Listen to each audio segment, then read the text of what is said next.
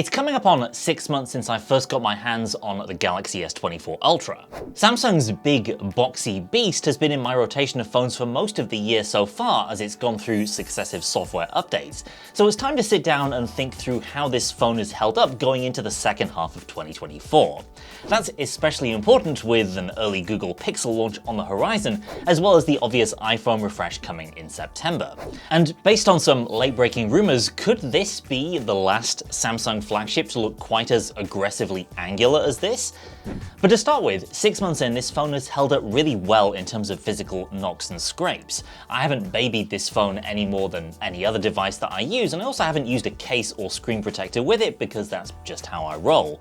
So far, no major drops or tumbles for me or my S24 Ultra, by which I mean dropping it onto anything harder than carpet or hardwood from a short distance.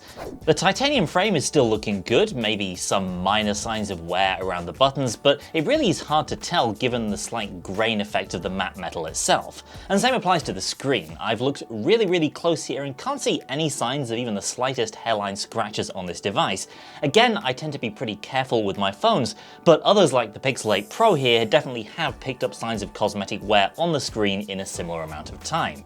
As for performance and battery life, both are still fantastic. 6 months isn't really enough time for bit rot or battery aging to really set in to any noticeable degree, but the discharge patterns of this phone are the same now as they were during my first month or so with it. Some key takeaways here: outside on 5G when the screen activates daylight mode for an extended period, yeah, this phone can start to chew through battery more quickly than, say, the iPhone 15 Pro Max.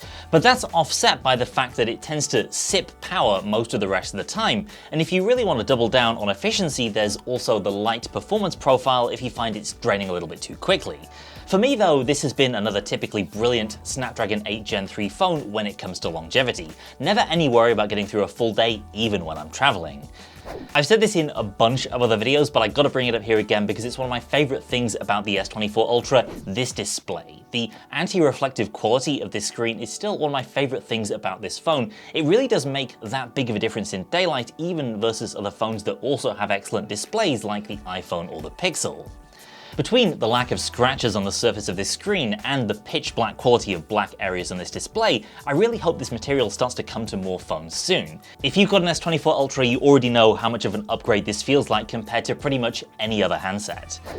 My thoughts on Samsung's One UI 6.1 haven't changed much over the past 6 months. It still looks fine, is responsive and performant enough for me, and has definitely ironed out some of the animation jank you'd occasionally run into with earlier One UI versions. The look is pretty inoffensive, especially the way I have set it up here, and on the S24 Ultra here, I appreciate the wholesale Control-C, Control-V-ing of Apple's lock screen widget system, which is pretty useful on the Samsung side just as it is on the iPhone, though I've tended to switch off the always-on wallpaper feature to save a little power and avoid burn-in.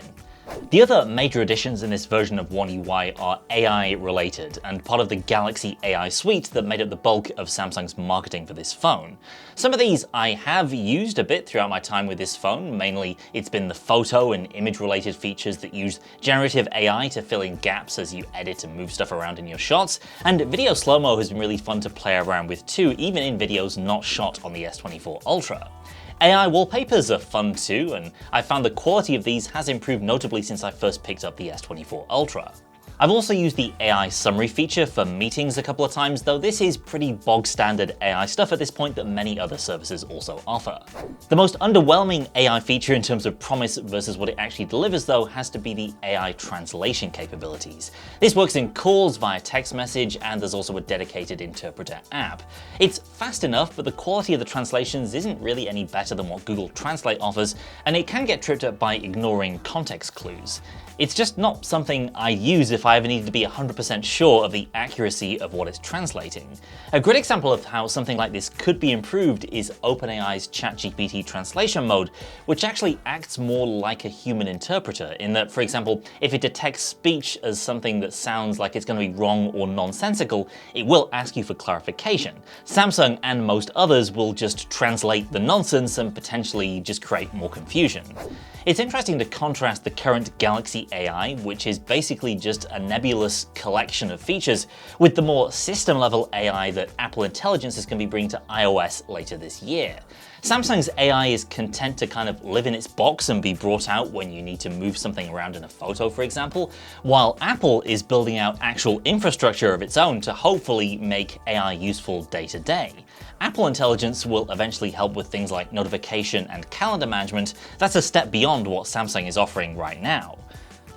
And visually, I don't know, I definitely don't hate One UI, it looks fine to me. I've used far worse smartphone software, sometimes from Samsung itself, over the years. But as I said almost a year ago when I first used One UI 6, I think the time has come for a visual refresh of the kind we saw in the first One UI all those years ago. The current look and feel, while inoffensive, has grown to the point where the underlying design language has been lost under layers of feature and design creep. The jewel in the Samsung Ultra series crown has in the past been its camera capability. S21 Ultra to S23 Ultra were unparalleled in their telephoto quality, with that unique 10x zoom camera that nobody else could match.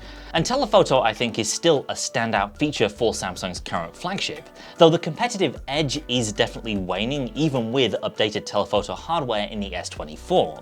For what it's worth, I don't disagree with Samsung's decision to swap out the trusty 10-megapixel 10x zoomer this time around. That old hardware was getting long in the tooth, and now we have higher res sensors that can do almost as well at those longer zoom levels even behind shorter range glass. All of which means the S24 camera is dependable and reliable across the board in the same way the Pixel 8 Pro is. And I've appreciated the color science changes compared to some older Samsung phones. There's a little bit of additional color pop in shots compared to the iPhone, but nowhere near as excessive as saturation as you sometimes see from older mid-range Samsung models. What it lacks though is some of the more advanced optics we've seen from Chinese brands like Oppo, Honor and Xiaomi, with their larger sensors across the board, especially 1-inch primary sensors. Nevertheless, the S24 Ultra is a dependable performer across all four of its rear cameras, and although it's no longer leaps and bounds beyond the competition, even falling behind slightly in some scenarios, it's still a camera I feel confident in taking on trips or any time I want the certainty of taking great photos up to a 10 or 20 times zoom level. Long-range telephoto, like I said, remains Samsung's unique area of strength, outperforming the iPhone in longer zoom shots in my experience. And even where the competition does nip at Samsung's heels, the difference isn't all that great. And Samsung's portrait mode remains fantastic with impressive edge detection even from that increasingly aged 3x zoom camera, and the primary and 5x telephoto are reliably fantastic too, with some improvements in shots with movement and an impressive level of fine detail even in challenging lighting environments like this.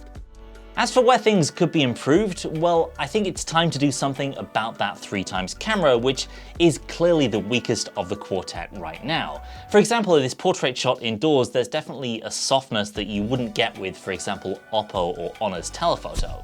So it's heartening to hear that Samsung might be addressing some of this criticism with the S24 Ultra's cameras in its successor.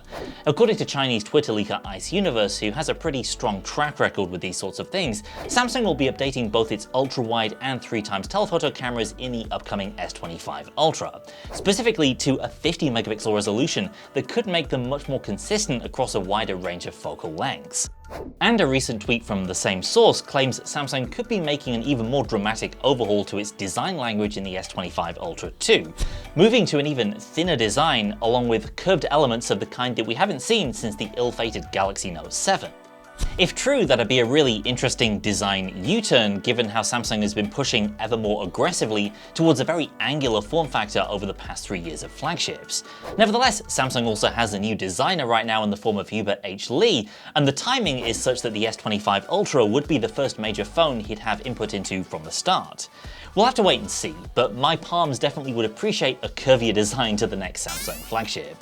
If you've used the S24 Ultra, then let me know how you're getting on with it down in the comments, and if not, what do you want to see from an S25 Ultra next year? Subscribe for more Samsung coverage coming very soon, but in the meantime, thanks for watching, and I'll see you next time.